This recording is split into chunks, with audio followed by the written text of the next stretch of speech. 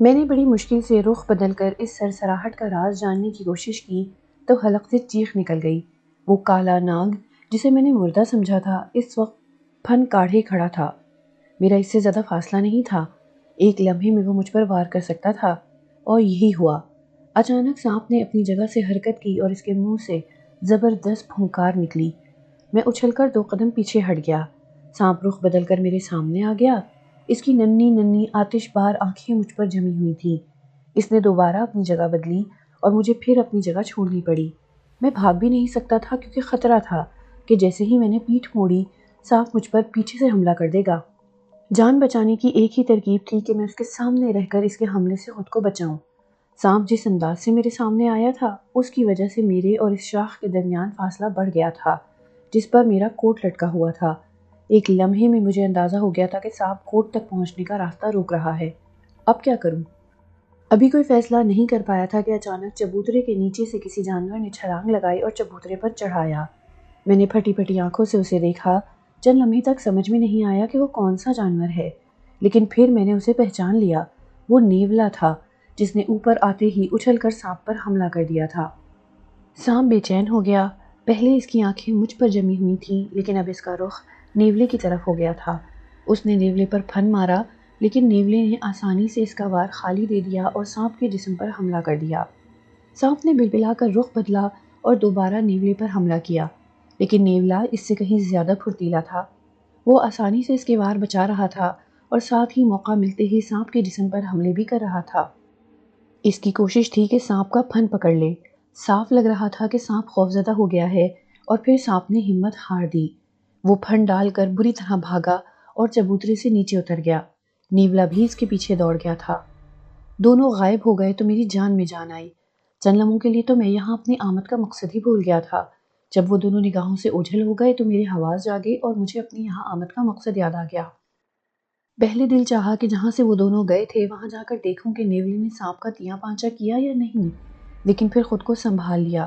کیا فضول سوچ رہا ہوں، اپنا کام کروں اور یہاں سے بھاگوں۔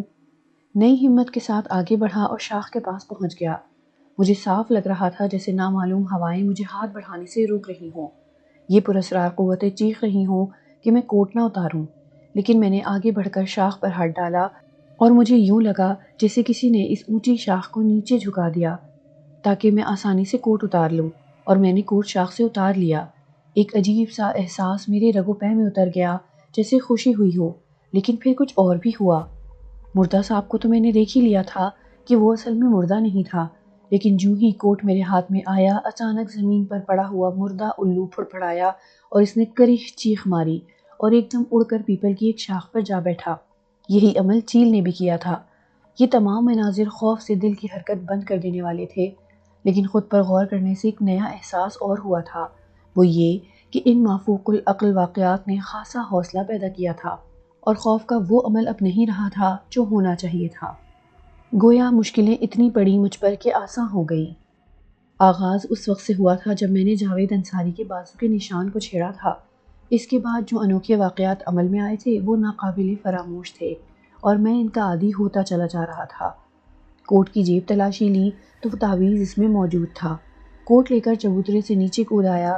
اب نہ کہیں سانپ تھا نہ نیولا، ہر طرف ایک پراسرار خاموشی طاری تھی۔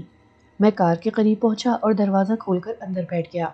وسوسے انسان کی فطرت کا حصہ ہوتے ہیں۔ میں ہر چند کے اب مضبوط ہو چکا تھا، لیکن پھر بھی دھڑکا لگا تھا کہ کہیں کار کے اندر کوئی خطرہ نہ ہو، کوئی اور حرکت نہ ہو جائے بھوریا چرن کی طرف سے۔ کار سٹارٹ کر کے آگے بڑھا دی۔ میرے والد مسعود احمد بھوریا چرن کا شکار ہو کر ساری زندگی مشکلات میں پھنسے رہے، اور اب یہ عذاب مجھ پر آ پڑا تھا، لیکن مجھے کچھ تحفظ حاصل تھا۔ بھوریا چرن میرے پیچھے لگا ہوا ہے، جن کے ثبوت جگہ جگہ مل رہے ہیں، لیکن کچھ مثبت قوتیں میری نگرانی کر رہی ہیں۔ کار کو احتیاط سے چلاتے ہوئے میں ان تمام باتوں کی ترتیب کرنے لگا۔ حال ہی کے واقعات لیے جائیں تو تعویذ کوٹ میں رکھا تھا کہ کوٹ غائب ہو گیا، اس لیے کہ بھوریا چرن کے ناپاک ہاتھ اسے چھو نہیں سکتے تھے۔ یہ تعویذ احمد علی کو ان کے مرشد نے دیا تھا تاکہ وہ بری روحوں سے محفوظ رہیں، اور انہوں نے ازراہ مہربانی مجھے دے دیا تھا، لیکن بیچارے ایک بری روح کا شکار ہو گئے۔ وجہ یہ تھی کہ انہوں نے کہا تھا کہ وہ 7واں پائل بھوریا چرن کو نہیں دینے دیں گے۔ بھوریا چرن نے ان کا کام تمام کر دیا، اور اب وہ یہ تعویذ اس لیے اپنے سرہانے دفن کرانا چاہتے تھے کہ بھوریا چرن اپنے کسی جادوئی عمل کے لیے ان کے مردہ جسم کو حاصل کرنا چاہتا تھا۔ اوہ میرے خدا، کیسی خوفناک کہانی ہے! انہوں نے میرے خواب میں آ کر کوٹ اور تعویذ تک رہنمائی کی۔ بھوریا چرن نے یہاں بھی مجھے تعویذ تک پہنچنے سے روکنے کی کوشش کی۔ سانپ، الو اور چیل میرا راستہ روکنے کے لیے تھے، لیکن میری محافظ قوتوں نے اسے کامیاب نہ ہونے دیا۔ یہ یقیناً احمد علی کی روح کا کمال تھا۔ راستہ طے کرتے ہوئے میں یہ تمام باتیں سوچتا رہا، پھر ایک دم خیال آیا کہ مجھے یہ تعویذ مرحوم احمد علی کی قبر کے سرہانے 1 فٹ کی گہرائی میں دفن کرنا ہے۔ 1 فٹ گہرا گڑھا کیسے کھودوں گا؟ ایک لمحے سوچا، پھر کار میں رکھے ٹول باکس کا خیال آ گیا جسے آج تک استعمال نہیں کیا گیا تھا۔ اس بات سے اطمینان ہوا اور میں لانڈھی پہنچ گیا۔ تدفین میں شریک ہوا تھا اس لیے قبر معلوم تھی۔ قبرستان کے احاطے میں کار روکی، ایک دکان سے پھول، اگربتیاں اور ماچس خریدی اور ٹول باکس سے لمبا پیچکس لے کر اندر داخل ہو گیا۔ بڑا عجیب سا احساس ہو رہا تھا۔ قبر پر پہنچ کر میں کچھ دیر خاموش رہا، پھر قبر پر پھول ڈالے اور فاتحہ پڑھی اور احمد علی کی روح کو ایصال ثواب پہنچا کر اپنا کام کرنے قبر کے سرہانے بیٹھ گیا۔ دور دور تک کوئی نظر نہیں آ رہا تھا۔ میں نے پیچکس نکال کر گڑھا کھودنا شروع کر دیا۔ اس وقت اگر کوئی مجھے میرا شناسہ دیکھ لیتا تو حیرت سے پاگل ہو جاتا، کیونکہ میں کافی نفاست پسند شخص تھا اور ایک معزز پیشے سے تعلق رکھتا تھا۔ ایک بڑے اسپتال کا ڈاکٹر ایسے کام کر سکتا ہے، کوئی سوچ بھی نہیں سکتا تھا۔ گڑھا تیار ہو گیا اور میں نے تعویذ اس میں ڈال دیا۔ پھر گڑھے کی مٹی برابر کر کے میں سیدھا کھڑا ہو گیا، کچھ لمحے رکا اور پھر واپس چل پڑا۔ ایک عجیب سی تھکن سوار ہو گئی تھی۔ گھر کے حالات معمول کے مطابق تھے، کوئی خاص بات نہیں ہوئی۔ کسی کو نہیں معلوم تھا کہ مجھ پر کیا گزر رہی ہے اور یہ باتیں کسی کو بتانی بھی نہیں تھی۔ رات کو معمول کے مطابق اپنی ڈیوٹی پر پہنچ گیا۔ رات کی ڈیوٹی میں زیادہ وقت فارغ ہی ہوتا تھا، معمول کے گشت، اس کے بعد آرام۔ کچھ ڈاکٹر سو بھی جاتے تھے لیکن مجھے اس کی عادت نہیں تھی۔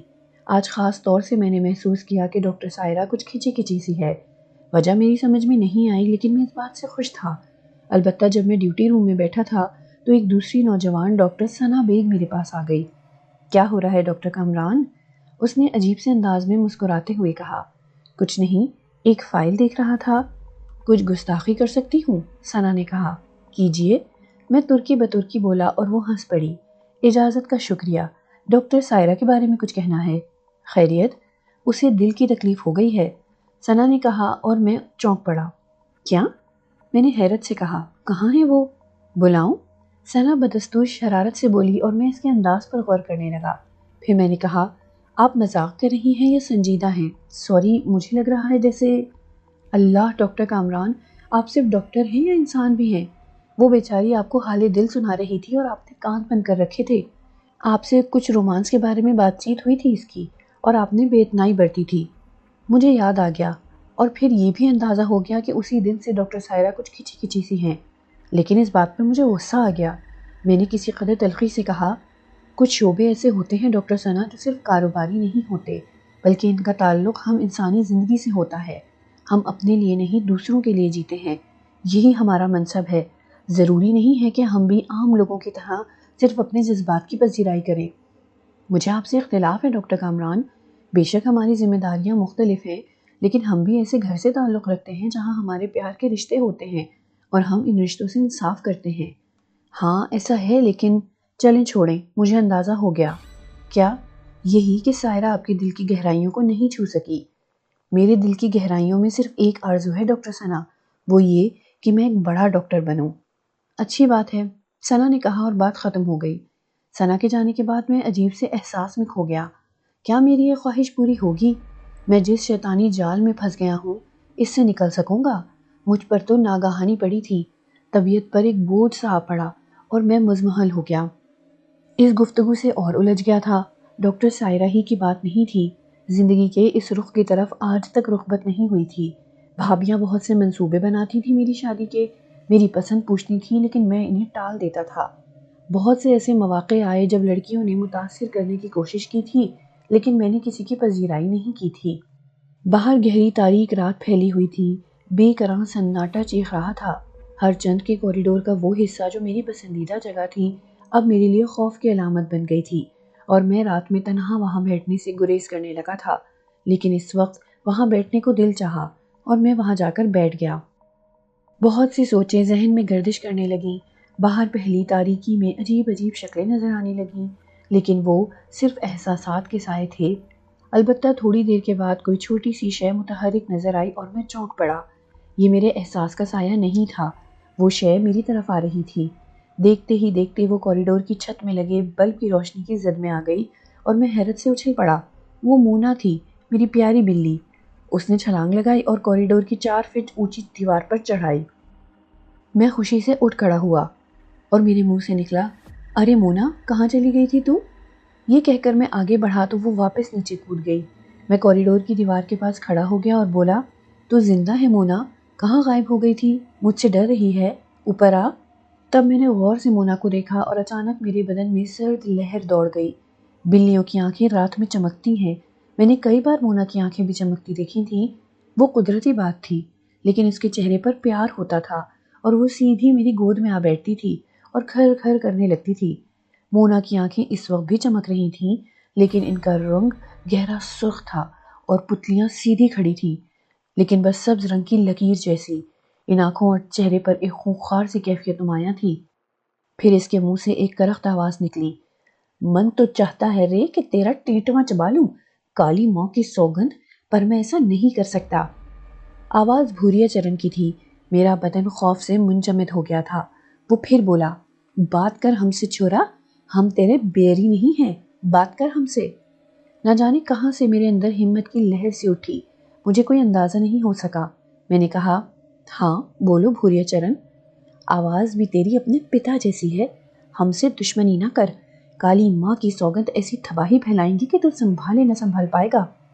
کھل کر بات کرو بھوریا چرن۔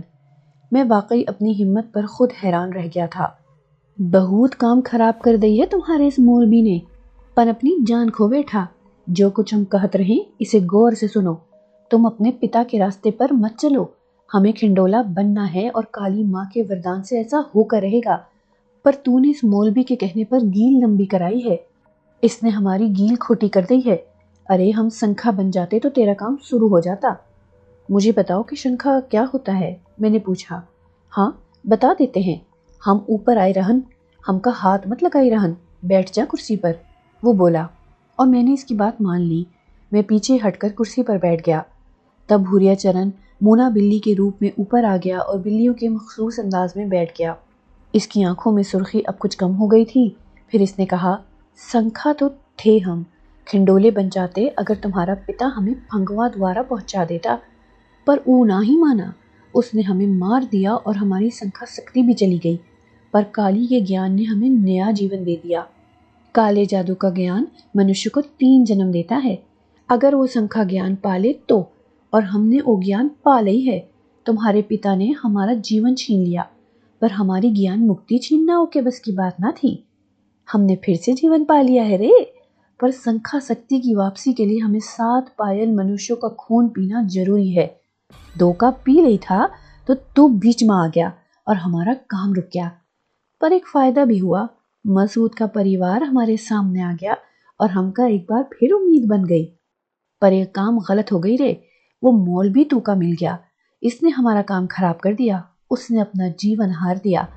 ہم نے بدلہ تو اس سے لے لیا، پر مرتے مرتے اس نے ہمیں لوٹ لیا۔ ہمارے بیروں نے ہمیں 4 پائل اور دے دیے، پر مولوی نے 7واں پائل روک دیا ہے۔ ہائے رے، سنکا سکتی لے کر ہم تیرے ساتھ پھر کھنڈولے بننے کا کام شروع کر دیتے، پر ادھر دیر ہو گئی۔ سن رے، ہم آج نہیں تو کل اپنا کام کر لیں گے اور سنکھا بن جائیں گے، پر تو تیار ہو جا، متر بن جا ہمارا، دوستی کر لے ہم سے، بھوانی ماں کی سوگند کچھ نہ کچھ بنا دیں گے تجھے، جتنا جیون بتائے گا راجا بن کر بتائے گا۔ ایک بات بتاؤ بھوریا چرن، پوچھ رے، تم احمد علی کی قبر پر بھی کچھ کرنا چاہتے تھے؟ ہاں رے، ان کی ہڈیاں نکال کر ہم منتر پڑھتے تو سنکھا بننے کا کام آسان ہو سکتا تھا۔ پھر تو نے ہمارے ساتھ دشمنی کر ڈالی۔ وہ کیسے؟ وہ تعویذ او کے سرہانے گاڑ کے، اور اب وہ تعویذ بھی وہاں نہیں ہے۔ کیا مطلب؟ ارے وہ مولوی بہت چالاک ہے، انہیں وہ تعویذ نیچے ہی نیچے اپنی قبر میں گھسیٹ لیا رے، اور اب وہ اس کے سینے کے پاس رہے۔ ہم کسی مولوی اور مسلمان کی قبر نہ ہی کھود سکتے۔ ہم نے سوچا تھا کہ تو سے کہہ کر وہ تعویذ وہاں سے نکلوا لیں گے اور پھر بعد میں مولوی کی ہڈیاں نکال لیں گے۔ فرض کرو وہ تعویذ وہاں سے نکال لیا جاتا تو تم قبر کیسے کھودتے جبکہ تم کسی مسلمان کی قبر نہیں کھود سکتے؟ بات کرے ہے۔ بھوریا چرن کی آواز میں طنز پیدا ہو گیا۔ ارے سب تیری طرح پاگل تو نہ ہی رہے، تو نے آنکھیں بند کر رکھی ہیں؟ تیرے ہی دھرم والے قبریں کھود کھود کر 4 پیسے مامردوں کے کفن، ان کے دل جگر پھیپڑے سوکھی ہوئی ہڈیاں بیچ دیوے ہیں۔ یہ کون سا بڑا کام ہے؟ پر تو نے وہ تعویذ مولوی کے پاس پہنچا کر سب کام خراب کر دیے رے۔ پر ٹھیک رہے، ہم بھی کالی ماں کے داس رہیں، مولوی کی ساری چالیں پھیل کر دیں گے۔ ایک پائل اور مل جائے پھر دیکھ ہماری سختی۔ مولوی بہت چالاک ہے، اس پر بھی وار کرتے ہیں، دیکھتے ہیں وہ کتنی دور جائے گا۔ پر تو سا ایک بات کہیں۔ کہو۔ ہم سنکھا سکتی پالیں تو ہمارا ساتھ دینا۔ کالی ماں کی سوگند، تو کا سنسار ماں اتنی عزت دلوائی دے رہے کہ جیون بھر یاد رکھے گا۔ تو نے ایک بات کہی تھی اپنے گھر ماں، یاد ہے؟ کیا؟ تو نے کہا تھا کہ تو بہت بڑا ڈاکٹر بننا چاہے ہے۔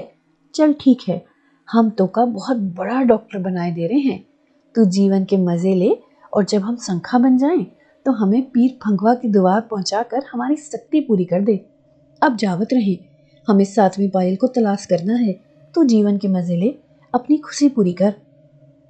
بلی دیوار سے نیچے کود گئی اور پھر دوڑتی ہوئی تاریکی میں گم ہو گئی۔ میں تاریکی میں آنکھیں پھاڑتا رہا، اب وہاں کوئی تحریک نہیں تھی۔ سب بڑا حیرتناک تھا۔ ایک بلی انسانوں کی آواز میں بول رہی تھی۔ اس دوران کوئی آ جاتا تو کیا ہوتا؟ پورے اسپتال میں کھلبلی مچ جاتی۔ اس کے علاوہ اس نے جو کچھ کہا تھا وہ بے حد سنسنی خیز تھا۔ وہ جانتا تھا کہ میں نے کیا کیا ہے، وہ میرے ذہن سے کس قدر قریب تھا۔ خدا کی پناہ، کیسا بھیانک کھیل چل رہا تھا۔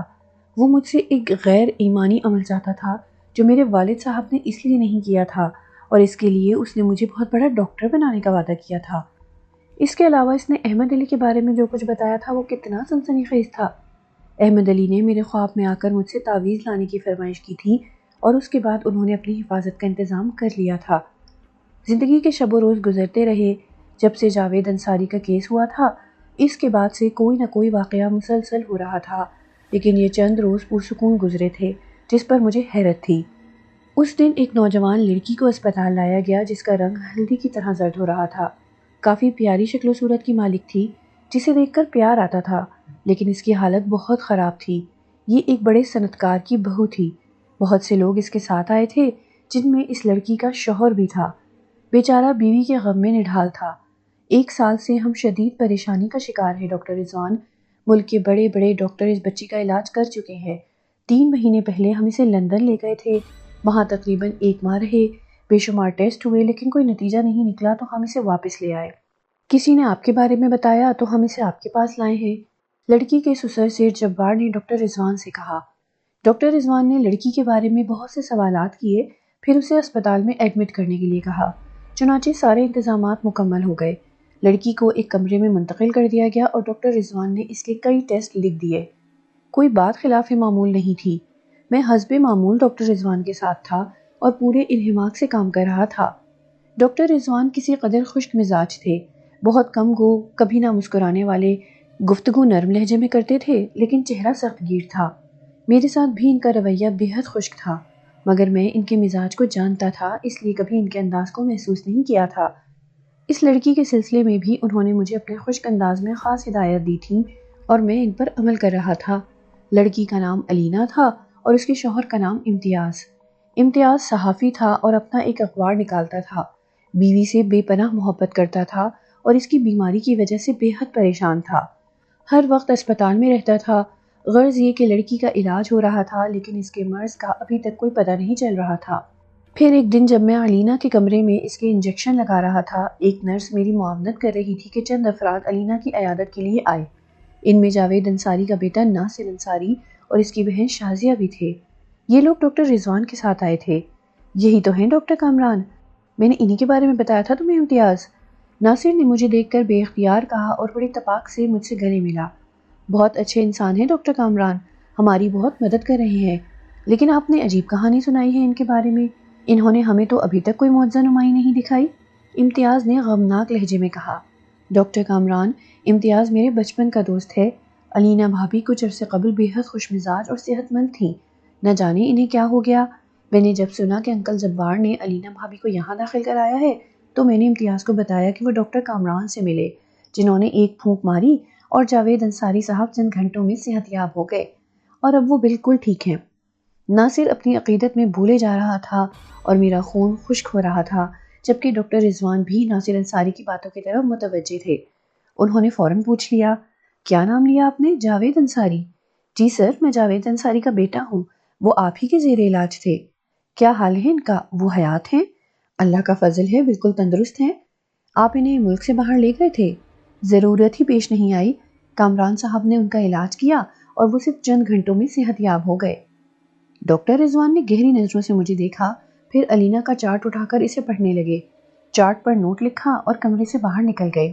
ناصر نے کہا، ڈاکٹر کامران پلیز آپ علینا پر خصوصی توجہ دیں، میں نے آپ کے بارے میں امتیاز سے بہت کچھ کہا ہے، ہم سب ان پر پوری توجہ دے رہے ہیں، آپ اللہ پر بھروسہ رکھیں۔ اس کے سوا میں اور کیا کہہ سکتا تھا؟ ناصر مجھ سے بہت سی باتیں کرتا رہا۔ شازیہ علینا کے پاس بیٹھی تھی، ایک بار اس نے میری طرف دیکھا اور مجھے اس کی آنکھوں میں ایک شکایت سی محسوس ہوئی تھی، لیکن میں اس وقت دوسری ہی کیفیت میں تھا۔ مجھے ڈاکٹر رضوان کی نگاہوں کا انداز پریشان کر رہا تھا۔ ابھی میں اس کمرے میں ہی تھا کہ ایک نرس نے آ کر کہا، سر ناصر آپ ہیں؟ جی سسٹر، ناصر بولا، آپ کو ڈاکٹر رضوان بلا رہے ہیں۔ آتا ہوں، ناصر نے کہا اور پھر امتیاز سے بولا، ہم چلتے ہیں امتیاز، تم اللہ پر بھروسہ رکھو اور ڈاکٹر کامران مسعود پلیز آپ میری بھابھی کو ٹھیک کر دیں۔ آؤ شازیہ۔ دونوں کمرے سے باہر چلے گئے اور میں ایک عجیب سی سنسنی کا شکار ہو گیا۔ اسی وقت امتیاز نے لجاجت سے کہا، علینا ٹھیک ہو جائے گی ڈاکٹر کامران؟ انشاءاللہ، میں نے کہا اور کمرے سے باہر آ گیا۔ تھوڑی دیر تک پریشان رہا، پھر ایک دم میرے اندر ایک غصہ سا ابھر آیا۔ ڈاکٹر رضوان میرے سینئر تھے، پروفیسر تھے، لیکن وہ میرے باس نہیں تھے۔ میں بھی ڈاکٹر ہوں اور مستقبل میں بہت کچھ کرنا ہے۔ میں نے صرف احتراماً لوگوں سے کہا ہے کہ وہ میرے عمل کا ڈاکٹر رضوان سے تذکرہ نہ کریں تاکہ وہ اسے اپنی توہین نہ محسوس کریں۔ اس سے زیادہ اور کوئی بات نہیں تھی۔ پھر ڈاکٹر رضوان اس قدر بے نیاز تھے کہ انہوں نے جاوید انصاری کے جانے کے بعد ان کے بارے میں پوچھا تک نہیں تھا۔ اب ہو سکتا ہے وہ اس بارے میں مجھ سے باس پرس کریں۔ اگر انہوں نے سخت رویہ اختیار کیا، مجھے بھی اپنا انداز بدلنا پڑے گا۔ میں نے دل میں طے کر لیا کہ ان کے سوالات کا میں کیا جواب دوں گا۔ انسان کتنا ہی بڑا کیوں نہ ہو جائے، ظرف کا بڑا ہونا دوسری بات ہے۔ یہی کیفیت ڈاکٹر رضوان کی تھی۔ میری طلبی ہو گئی اور میں خود اعتمادی کے ساتھ ان کے کمرے میں داخل ہو گیا۔ ان کا چہرہ سرخ ہو رہا تھا۔ میرے اندر داخل ہونے پر انہوں نے باہر کھڑے اردلی کو بلا کر کہا، کسی کو بھی اس وقت تک کمرے میں آنے نہ دینا جب تک میں اجازت نہ دوں۔ یس سر، اردلی نے کہا اور باہر چلا گیا۔ تشریف رکھیے ڈاکٹر کامران۔ ڈاکٹر رضوان کے الفاظ میں طنز نمایاں تھا۔ شکریہ سر، میں کرسی پر بیٹھ گیا۔ آپ نے مجھ سے اپنی اس معجزہ نمائی کا تذکرہ نہیں کیا۔ خود نمائی نہیں جاتا تھا سر۔ میرے اس جواب پر ڈاکٹر رضوان چونک پڑے۔ شاید ان کا خیال تھا کہ ان کے استفسار پر میری گیکھی بن جائے گی، میں شرمندہ ہو جاؤں گا۔ چند لمحوں کے بعد انہوں نے کہا، میں نہیں سمجھا۔ ایک چھوٹا سا کام کیا تھا سر میں نے، اس کا اظہار کر کے میں کسی فوقیت کا اظہار نہیں کرنا چاہتا تھا۔ وہ چھوٹا سا کام آپ یہاں اسپتال میں بھی کر سکتے تھے۔ اس کے لیے آپ خصوصی طور پر ان کے گھر گئے اور وہاں جا کر اپنی ذہانت کے جھنڈے گاڑے۔ وہ لوگ بہت اچھے ہیں، انہوں نے یہ نہیں بتایا کہ آپ نے ان سے کتنی رقم وصول کی۔ بڑی چھوٹی بات کی تھی ڈاکٹر رضوان نے۔ میں تل ملا گیا، میرے اندر آگ بھر گئی، تاہم میں نے خود پر قابو رکھا اور خاموش رہا۔ آپ نے جواب نہیں دیا ڈاکٹر کامران۔ کون سی بات کا جواب دوں سر؟ رقم لینے کی بات کا یا اسپتال والی بات کا؟ دونوں کا۔ دولت کمانے کے لیے میرے پاس زندگی پڑی ہے سر، بہت کچھ کماؤں گا، نیز یہ کہ میں اللہ تعالیٰ کے فضل سے ایک کھاتے پیتے گھرانے کا فرد ہوں اور دولت کے لیے پریشان نہیں ہوں۔ دوسری بات کا جواب یہ ہے سر کہ ہمارے ہاں احترام کا مفہوم بدل دیا گیا ہے۔ ہم سینئر کے احترام کے دائرے میں قید کر دیے جاتے ہیں اور اپنی کوئی صحیح رائے بھی اپنے سینئر کو نہیں دے سکتے کہ وہ توہین کے زمرے میں آ جاتی ہے۔ مطلب؟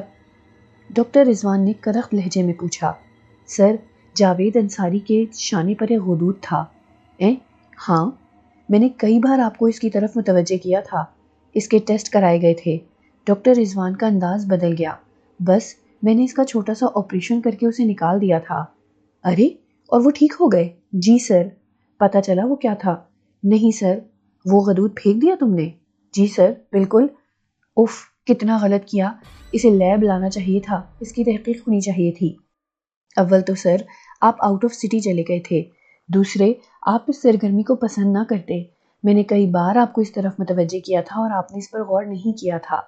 میں نے جواب دیا، اس سے زیادہ میں ڈاکٹر رضوان کو کچھ نہیں بتانا چاہتا تھا، اور اگر بتاتا بھی تو اس کا مذاق ہی اڑتا۔ ڈاکٹر رضوان کے پاس اب کہنے کے لیے کچھ نہیں تھا۔ کچھ دیر خاموش رہنے کے بعد انہوں نے کہا، شکریہ، آپ جا سکتے ہیں۔ میں خاموشی سے باہر نکل آیا، لیکن اپنے رویے پر میں مطمئن تھا۔ میں نے مکڑی والا معاملہ خوش اسلوبی سے سنبھال لیا تھا۔ اب دیکھنا یہ تھا کہ ڈاکٹر رضوان کا رویہ میرے ساتھ کیسا رہتا ہے۔ اس کا اندازہ دوسرے دن ہی ہو گیا۔ ڈاکٹر رضوان نے میری جگہ دوسرے نوجوان ڈاکٹر مسرور کی ڈیوٹی لگا دی تھی۔ مجھے کوئی افسوس نہیں ہوا اور میں اپنے کاموں میں مصروف ہو گیا، لیکن ناصر انصاری اور علینا کے شوہر امتیاز نے جس طرح مجھ سے تعاون مانگا تھا، میں اسے نظر انداز نہیں کر سکتا تھا۔ دوسری بات یہ کہ ڈاکٹر مسرور سے میری اچھی سلام دعا تھی۔ اس نے خود ہی مجھ سے کہا، ڈاکٹر رضوان آپ سے کچھ ناراض ہیں ڈاکٹر کامران؟ ہاں، وجہ نہیں پتہ چل سکی، شاید کوئی بات ان کی مرضی کے خلاف ہو گئی ہوگی۔ کچھ کہہ رہے تھے تم سے؟ نہیں، ان کے انداز سے پتہ چل رہا ہے۔ روم نمبر 30 میں جو مریضہ ہے وہ میرے دوست کی بیوی ہے، اس کا خصوصی خیال رکھنا ہے اور اس کی رپورٹوں سے مجھے آگاہ کرنا ہے۔ ڈاکٹر مسرور پلیز، بالکل بے فکر رہو، ویسے بھی ڈاکٹر رضوان 3 دن تک میڈیکل کیمپ کی میزبانی کریں گے اور وہاں مصروف ہوں گے، ہم پورا خیال رکھیں گے۔ ڈاکٹر رضوان نے مجھے عجیب سی الجھن میں ڈال دیا تھا۔ اس کے علاوہ میں ایک اور احساس کا شکار ہو گیا تھا، کیونکہ جاوید انصاری کا کیس بھی ایسا ہی تھا جس کے بارے میں مجھے بعد میں خود ان کی زبانی پتہ چل گیا تھا، اور اب میں ان خباثتوں کا قائل ہو چکا تھا کیونکہ خود میرا ان سے واسطہ تھا۔ اب 2 خیال میرے ذہن میں تھے، ایک یہ کہ کہیں علینا کے بدن کے کسی حصے میں کوئی مکڑی نہ چھپی بیٹھی ہو، دوسری یہ کہ وہ پائل تو نہیں ہے۔ دونوں مرحلے مشکل تھے۔ ایک خاتون کے بدن کو کھول کر نہیں دیکھا جا سکتا تھا، نہ ہی کسی سے یہ معلوم ہو سکتا تھا کہ وہ پائل تو نہیں ہے۔ بھلا یہ کوئی پوچھنے کی بات تھی؟ کشمکش جاری تھی۔ اس دن ایک مریض کے کمرے سے نکل رہا تھا کہ غیر متوقع طور پر شازیہ نظر آ گئی۔ ان لوگوں سے غیر رسمی رابطہ ہو گیا تھا، اس لیے میں خود اس کے قریب پہنچ گیا۔ ہیلو مس شازیہ۔ السلام علیکم ڈاکٹر کامران۔ خیریت؟ اس طرف کیسے؟ کیا علینا کا کمرہ تلاش کر رہی ہیں؟ نہیں، میری یادداشت اتنی کمزور نہیں ہے کہ کمرہ بھول جاؤں، آپ کو تلاش کر رہی تھی۔ ڈاکٹر مسرور نے مجھے بتایا کہ آپ اس طرف آئے ہیں۔ اوہ، آپ کے ساتھ کون ہے؟ اب کوئی نہیں، شاہد بھائی مجھے چھوڑ گئے ہیں، واپسی پر لے لیں گے۔ چائے پئیں؟ نیکی اور پوچھ پوچھ؟ شازیہ نے مسکرا کر کہا اور میں اسے کینٹین لے آیا۔ چائے کے دوران میں نے پوچھا، علینا کی کیفیت کچھ بہتر لگی آپ کو؟ پتہ نہیں، میری اس سے بات نہیں ہوئی۔ ڈاکٹر مسرور نے بتایا ہے کہ وہ گہری نیند سو رہی ہے، اسے جگانا مناسب نہیں ہوگا۔ آپ کا کیا خیال ہے، وہ بہتر ہے؟ ابھی وقت لگے گا۔ ایک بات پوچھوں ڈاکٹر کامران؟ جی، کیا ڈاکٹر صاحبان سے اسی وقت ملاقات ہو سکتی ہے جب انسان بیمار ہو؟ ایسا ہے تو میں بیمار ہونا چاہتی ہوں۔ ارے خدا نخواستہ، میں نے کہا، حالانکہ ہم لوگ آپ سے اپنوں کی طرح ملے تھے، اس سے قطع نظر کہ آپ نے ابو کو نئی زندگی دی تھی لیکن دوبارہ آپ کا انتظار ہی کرتے رہ گئے۔ ایک ڈاکٹر کی زندگی کا تجزیہ کر کے دیکھیے، آپ کو اس پر ضرور رحم آئے گا۔ میں نے جواب دیا، قابل رحم تو دوسرے بھی ہوتے ہیں، وہ جنہیں کسی کا انتظار ہو۔ آپ اپنے گھر تو جاتے ہی ہوں گے، تھوڑا سا وقت اگر ہمیں بھی مل جائے، بطور دوا ہی صحیح۔ ضرور حاضری دوں گا، میں نے رواداری میں کہا۔ اور کیا کہتا اس سے؟ ثنا بھابی نے اس کا نام مجھ سے منسلک کرنے کی کوشش کی تھی، لیکن حسن و عشق کے راستے تو مجھ سے بہت دور تھے۔ میں مافوق الفطرت قوتوں کے گرداب میں پھنسا ایک عجیب و غریب کردار تھا۔ شازیہ دیر تک میرے ساتھ رہی، پھر میں اس کے ساتھ علینا کے پاس آ گیا جو ابھی تک سو رہی تھی۔ امتیاز علی پاس ہی موجود تھا، اس سے سلام دعا ہوئی تو اس نے پوچھا، آپ کے خیال میں علینا کی کیفیت کچھ بہتر ہے؟ یہ ٹھیک ہو جائیں گی انشاءاللہ، میں نے جواب دیا۔ مجھے 3-4 دن کے لیے آؤٹ آف سٹی جانا ہے، جا سکتا ہوں؟ ضرور امتیاز صاحب، ہم یہاں ان کی بہت دیکھ بھال کر رہے ہیں۔ Okay, thanks. شاہد آ گیا اور شازیہ نے دوسری بار اس کے سامنے مجھے گھر آنے کی دعوت دی۔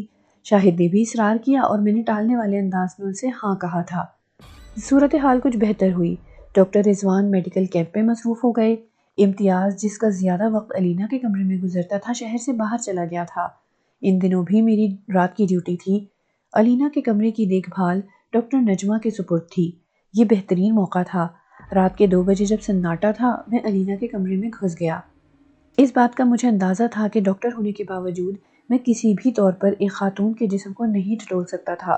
حالانکہ مجھے معلوم تھا کہ علینا ایک ہیوی ڈوز میڈیسن کے زیر اثر بے ہوشی جیسی کیفیت میں ہے، لیکن اس کے باوجود یہ غیر اخلاقی عمل نہیں کر سکتا تھا۔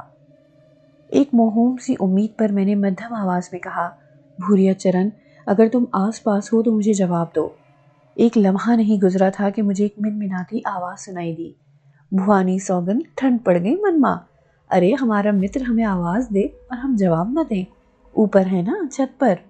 میری آنکھیں بے اختیار چھت کی طرف اٹھ گئیں۔ چھت سے ایک مکڑا چمٹا ہوا تھا۔ شکریہ بھوریا چرن، مجھے تم سے کچھ پوچھنا ہے۔ پوچھو متر۔ کیا تم اس لڑکی کے بدن سے چمٹے ہوئے ہو؟ کیا یہ پائل ہے؟ نہ ہی رے، یہ پائل نہ ہے اور نہ ہی ہمارے کسی متبل کی ہے، یہ بیمار ہے۔ اور مترو تو سے ایک بات کہیں؟ ہاں بولو۔ ہم نے تو سے ایک بات کہی تھی، ہم تیرے ایک خوشی پوری کریں گے، تو بہت بڑا ڈاکٹر بن جائے گا، اور جب ہم سنکھا بن جائیں رے تو ہمارا کام کر دے رے، پھر جب ہم کھنڈولا بن جائیں تو کالی ماں کی سوگند تو ہے سنسار کا سب سے بڑا ڈاکٹر بنائی دے رہے، پوری دنیا میں تمہارے نام کی جے جے کار ہو، ہمارا وچن رہے۔ کیا یہ لڑکی ٹھیک ہو جائے گی؟ بڑے آرام سے، تو اس کے شریر کے پاس جا کر اس میں جھانک، ای کا جگر کے پاس ایک چھوٹی سی گانٹھ نظر آئی ہے جو جگر کے نیچے چھپی رہے، کاٹ پیٹ کر اوکا نکال دے، اے ہٹی کٹی ہو جائی ہے اور تہار نام کی جے ہو جائی ہے۔ میرے بدن میں سنسنی دوڑ گئی۔ یہ بھوریا چرن کہہ رہا ہے، ایک کالے جادو کا ماہر جس کی جادوئی قوتیں بے شمار ہیں، اور وہ کوئی ایسی بات نہیں کہہ رہا جو قابل عمل نہ ہو۔ ٹھیک ہے، ہم جات ہیں، بھوریا چرن نے کہا، اور میں نے مکڑی کو چھت پر چلتے ہوئے دیکھا۔ پھر وہ ایک روشن دان سے باہر نکل گئی۔ میری کیفیت بہت عجیب تھی، ہاتھ پاؤں میں تشنج کی سی کیفیت تھی۔ میں نے نگاہیں اٹھا کر الینا کو دیکھا، پھر آہستہ آہستہ اس کے قریب پہنچ گیا۔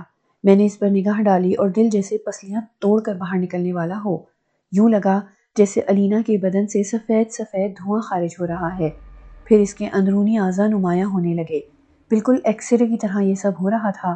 چنانچہ میں نے اس کے جگر پر نگاہیں جما دی، میری آنکھیں جگر کے نیچے اتر گئیں اور میں نے پھولے ہوئے سانس کے ساتھ اس چھوٹی سی گلٹی کو دیکھ لیا جس کی نشاندہی بھوریا چرن نے کی تھی۔ بتا نہیں سکتا اس وقت میری کیا کیفیت تھی، راشا تاری تھا۔ میں نے آنکھیں بند کر لی اور یوں ہی کھڑا رہا، پھر ایک دم چونک پڑا۔ مجھے اس طرح یہاں نہیں رکنا چاہیے تھا۔ اول تو یہ میرا مریض نہیں تھا، دوسرے یہ خاتون تھی، اگر ڈاکٹر نجمہ یا دوسری نرس آ گئی تو بلا وجہ مشکوک ہو جاؤں گا۔ چنانچہ باہر نکل آیا اور اپنی مخصوص راہداری میں جا کر بیٹھ گیا۔ سر چکرا رہا تھا، سوچوں میں ڈوبا ہوا تھا کہ کیا کروں۔ خدا خدا کر کے صبح ہوئی، ڈیوٹی آف کر کے چل پڑا۔ معمولات میں کوئی تبدیلی نہیں کی، لیکن رات بھر جاگنے کے باوجود آنکھوں میں نیند کا شائبہ تک نہ تھا۔ الینا ڈاکٹر رضوان کی نگرانی میں تھی اور ڈاکٹر رضوان کا رویہ میں دیکھ چکا تھا۔ حالانکہ سیٹھ جبار جاوید انصاری کے کہنے پر الینا کو میری وجہ سے یہاں لائے تھے، لیکن میرے لیے مشکلات تھیں۔ البتہ بھوریا چرن نے جو کچھ کہا تھا اس سے میرا اعتماد بڑھ گیا تھا، اور ساری رات سوچنے کے بعد آخرکار میں نے فیصلہ کیا کہ ڈاکٹر رضوان سے بات کروں گا۔ 3 دن انتظار کرنا پڑا۔ کیمپ سے فارغ ہو کر ڈاکٹر رضوان نے ایک دن آرام کیا، پھر اسپتال آ گئے۔ دوپہر کو مجھے موقع ملا تو میں ان سے اجازت لے کر ان کے پاس پہنچ گیا۔ آئیے ڈاکٹر کامران، آئیے، مجھ سے کوئی کام ہے؟ جی سر، میں نے کہا۔ تشریف رکھیے، ڈاکٹر رضوان نے کہا۔ ان کا لہجہ بدستور طنزیہ تھا، لیکن مجھے بھی کوئی فیصلہ کن گفتگو کرنی تھی، چنانچہ میں کرسی گھسیٹ کر بیٹھ گیا۔ ڈاکٹر رضوان کی آنکھوں میں کینہ توزی تھی۔